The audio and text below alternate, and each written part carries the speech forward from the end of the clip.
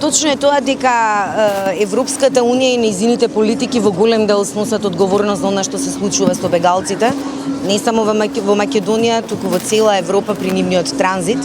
Меѓутоа, јас не мислам дека терористичките напади кои што се случија вчера во Париз треба да се поврзуваат со прашањето за бегалците. Ние и така се соочуваме со навистина сериозен говор на омраза, па и инциденти од омраза кон сите оние кои што на некој начин им помагаат на бегалците. Значи, зборувам и за Хелсиншкиот комитет, и за организацијата Легис, која што е постојано на граничните премини, се сите оние кои што сметаат дека бегалците треба да имаат хуман и достоинствен престој во нашата земја. Не станува збор значи за настани кои што треба да ја зголемат сега ксенофобијата. Напротив, многу животи изгаснаа вчера. Меѓутоа, многу луѓе умираат исто и во други подрачја на земјината топка, така каде што се водат војни. Вие знаете што се случува во Сирија. Бегалците бегаат токму од тоа. Бегалците бегаат за да си ги спасат своите животи и животите на своите најблиски.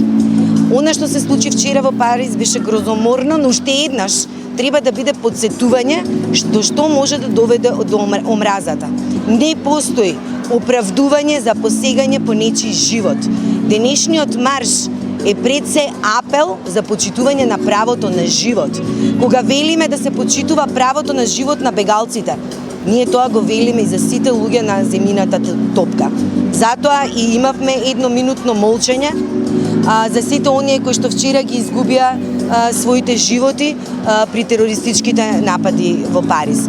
Меѓутоа, уште еднаш апелирам да не се подлегнува на сите оние стори кои што се шират преку медиумите, највеќе преку социјалните медиуми и говорот на омраза кој што го шират повторно познатите ликови во Република Македонија за подигање на живи зидови, за спречување на бегалците да влезат.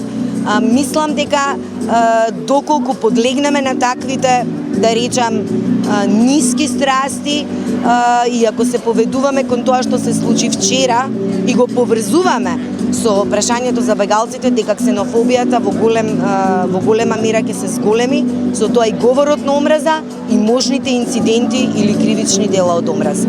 Зашто сметате дека Македонија има нехуман однос кон бегалците, а држави членки на ЕУ подигнуваат огради на своите граници? Сметате дека тоа е?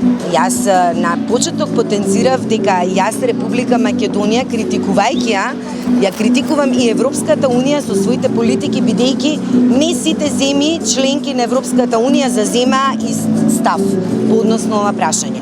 Не сите земји членки на Европската унија се обврзаа на некој начин во иста мера и пропорционално за да им помогнат на бегалците. Меѓутоа, не можам да ја исклучам и Република Македонија од одговорноста за настаните што се случуваа со бегалците. Не смееме да заборавиме дека голем број на бегалци умреа на железничките пруги, дека државата не им обезбеди било каква заштита и дека се уште на терен невладиниот сектор е тој кој што ги покрива речиси сите нивни потреби. Сметате дека Македонија не треба да си ги заштити своите граници, како што тоа го прави Унгарија, Словенија, Хрватска? Бегалците транзитираат низ Република Македонија. Бегалците не остануваат во Република Македонија, ниту пак имаат таква намера.